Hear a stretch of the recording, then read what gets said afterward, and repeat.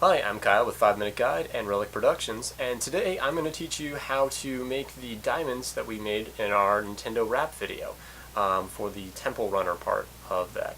So you can go to either of these two links on either side here, and you can go to install, well, download and install both GIMP and Blender. Those are free programs you can get online. They're open source. GIMP is a photo editing software, and Blender is a 3D rendering program. And I'm going to be using 4 programs. I'm going to be using GIMP, Blender, Motion, and Final Cut 7. So we have GIMP open, and we're just going to open up a new document. This is for the diamond shaped thing. So actually what we're going to do is we're just going to do 400 by 400. It doesn't need to be a very large pixeled area. So I'm just going to do this real quick. Change this to yellow. So that's your color splotch. And this is your paint bucket. You can just fill the whole area that color. And then we will go to this. And let's take kind of an orangish color for our secondary color. You can hit this little arrow and switch between the two. And let's go, we can use the little ruler up here. And so I'm going to try to do like in between those two and something.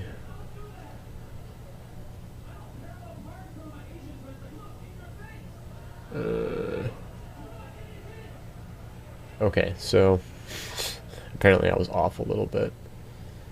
It's, it's a tutorial, it's not a big deal. So we'll do that, and then we will use a paint bucket again, color that orange, and then we will grab the square again, and we will do another mark, and yeah, something like that. Fill that in. So now we have our front facing. Now we will take this, we will export it, and let's take file extension. Does make a big difference, especially if you're doing anything with alpha. If you're doing anything with alpha, you're going to probably want it as PNG. I usually, whenever I'm exporting anything to Blender, I almost always use a PNG or a JPEG. I mean, it doesn't really matter, I guess, but PNGs tend to work pretty good, and they work with alpha channels. So I am going to go to Relic, go YouTube, how to Nintendo Rap Effects Temple Runner, and we'll throw this in Capture. We'll call this front face, whatever, that's fine. And we will export that. And export it, and just make sure that that went over correctly. Front face PNG, perfect. And then we're gonna actually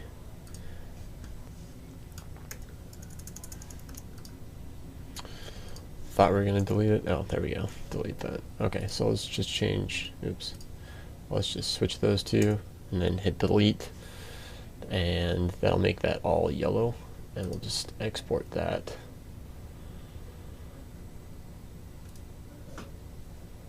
And we'll change that to side face, export that, and export that. Okay, so now we have yellow for our side facing, and then we have the yellow and orange diamond for the centerpiece. So now we'll go back into Blender. Okay, so we are in Blender right now. This is the opening screen with the little cube. As you can see, we're in 3D space. So I'm going to try not to get us lost here by going around all the place.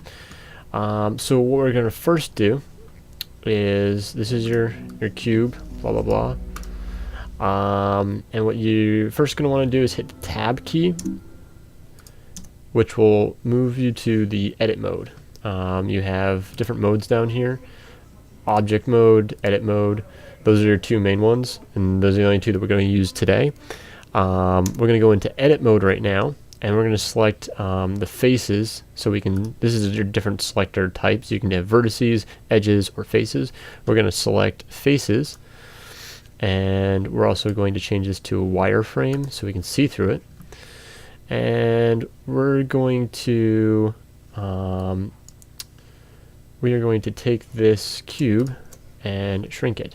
Now we want to scale it, but just on the x-axis. So we hit S for scale, and then X for the x-axis, and then we can bring it down.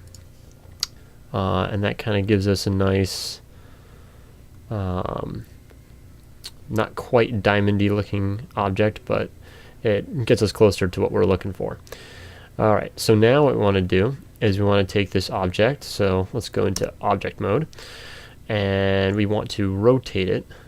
Okay, so we're going to rotate it, and we want to rotate it 45 degrees, so we can actually just type in 45 degrees, enter, and then it's exactly at 45 degrees. We can also do that when we're scaling it, but I wanted to show you how to do that manually. And now we're upside down somehow. Okie dokie. Well, let's go back. Sorry. Alright, so now let's go to solid. And as you can see, the center point is in the middle, which is good because we're going to have to rotate this later.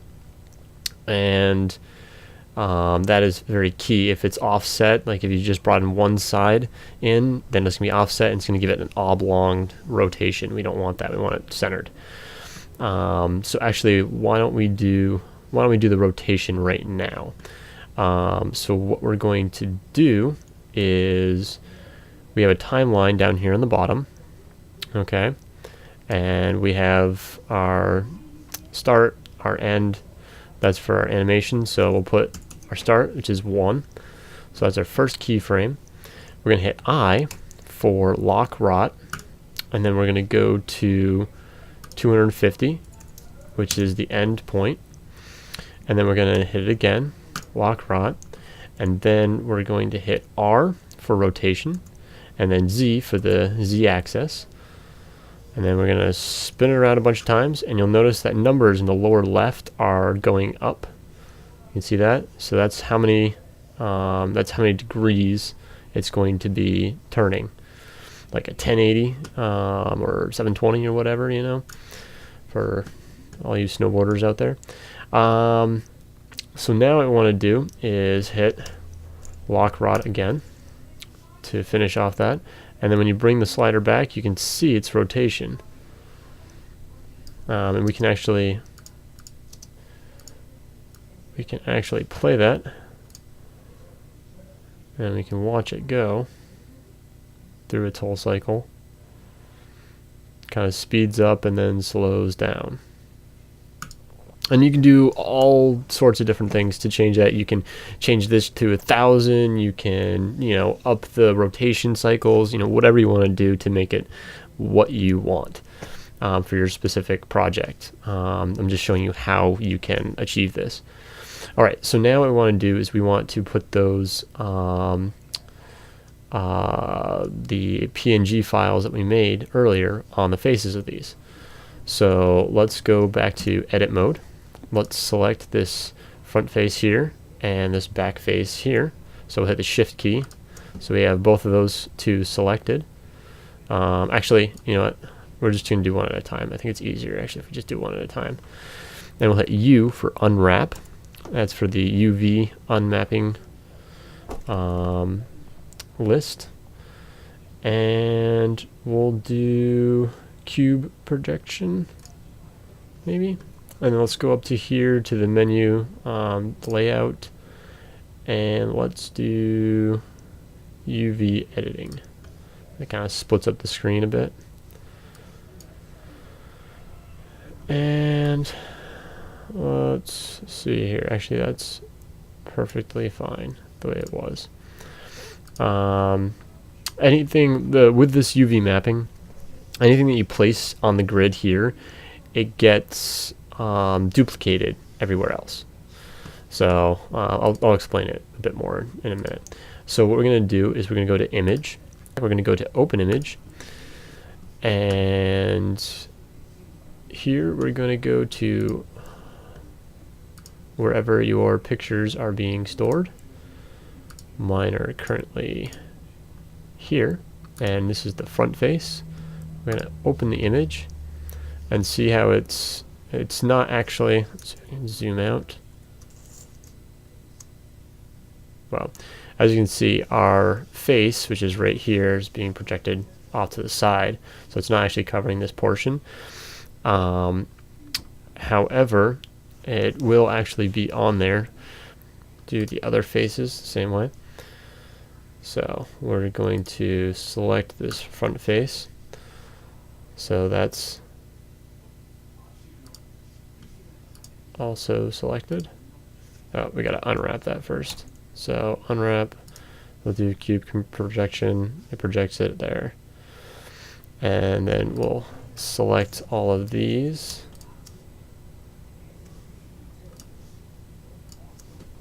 And we'll unwrap those. That doesn't matter, it can be any sort of weird configuration, because the image that we're using for that one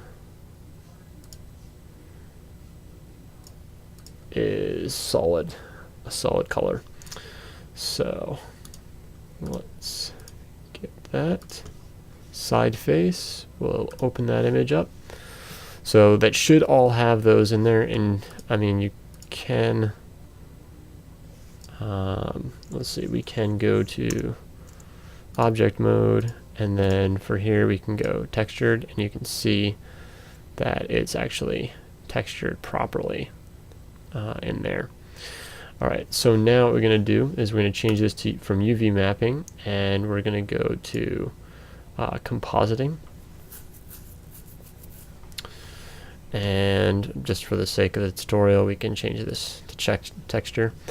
But what we need to do up here, in order for, because if we were to say render this out, we render an image, it's nothing. It's just, yeah, it's just that. I mean, even if we went to animation, it's still just gray. It's spinning, but it's just gray, and we don't want that.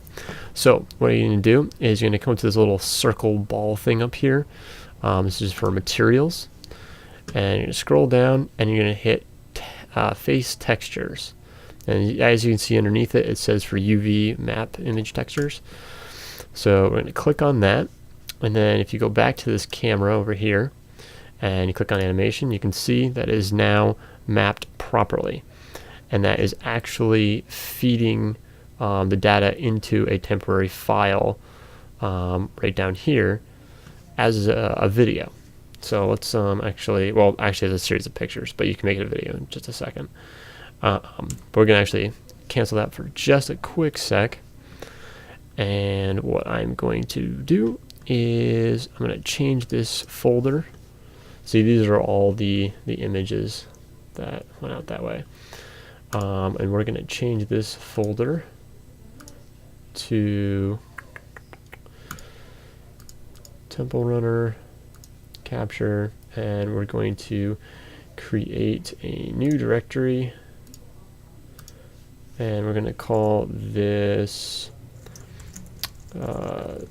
Temple Runner Diamond. Gotta spell it properly, I guess, or something like that. And then we can just hit accept, and so now it's going into that area. There's one more thing, because like right now it's really just a square, it's not actually a diamond. So what we're going to do is we're going to go back into edit mode, and we're going to click on the edges, and let's See if we can get that edge, and let's get this, oops, that edge, and then hit shift and get the bottom edge on the opposite side there. And what we're going to do with these is we're going to scale them on the z-axis, up and down, and morph it into a bit more of a diamond shape. Okay, so we have that. Now, since the camera is right there, looking at the object, I think what we might want to do is add another light source.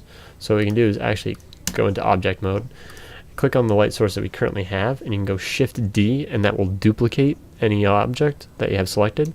So we hit Shift D, and we move it over here, and then let's render that out. And yeah, it fills out a little bit more.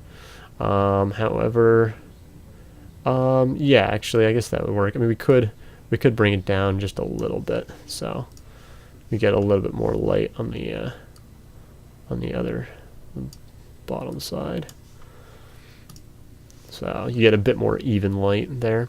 However, if this is an outside shot, which actually it is, then you might want it to be just a little bit higher, so that you have some shadows. You got to think about what is the natural light in your scene when you're trying to fit these types of things in there. So something like that would probably be best for outdoors, because you got a lot of light going around, but not necessarily direct light coming from the bottom, because there's not going to be any light coming from the ground. All right, so now what we can do is it's going to this area, so we can render out the animation, and that'll take some time. There are different ways you can render out the animation. You can do it in PNG files. You can do it as like an MPEG or an H.264. If you're doing editing of any kind, you're probably not going to want to do it as an H.264. Usually your final project is in H.264, but you want a raw file, or like an MPEG, an AVI like raw, or some sort of Final Cut ProRes or something like that, in order to do editing with. H.264 is not very edit friendly, so just a thought. But we're going to actually use just straight PNG files, and we will actually be importing those later into Motion. Thanks for watching. I hope you found the video informative. If you have any other questions about Blender, or have any ideas for other videos that we can make, you can contact us at either 5 Minute Guide or relyk Productions YouTube channels, or we have a relyk Productions Facebook page you can check out as well. All the links should be in the description below. If you have any comments you'd like to send us, you can also just write it in the comment area down below. This is Kyle with 5 Minute Guide.